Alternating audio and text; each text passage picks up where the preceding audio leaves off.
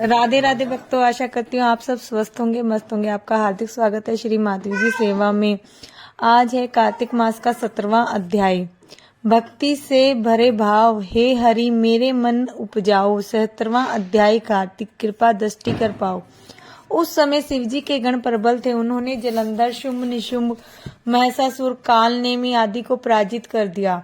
यह देखकर सागर पुत्र जलंधर एक रथ पर, जिस पर लंबी पताका लगी हुई थी, उस पर चढ़कर युद्ध भूमि में संग्राम करने लगा। इधर जय और शील नामक शंकर के गण भी संग्राम में तत्पर होकर गरजने लगे। इस प्रकार दोनों सेनाओं के हाथी, घोड़े, शंख, भेरी तथा दोनों ओर के सिंहनाद धरती त्रस्त हो गई।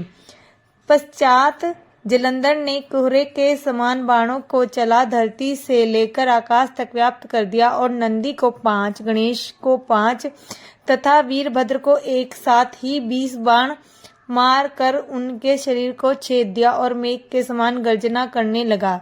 यह देखकर रुद्रपुत्र कार्तिकेय ने भी दैत्य जलंधर को अपनी शक्ति उठा के मारी और घोर गर्जन किया, जिसके आघात से वह धरती पर गिर पड़ा।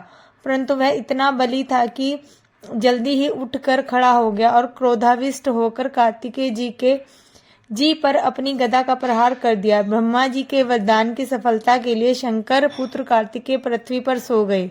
गणेश जी और नंदी भी गदा प्रहार से व्याकुल होकर धरती पर गिर पड़े।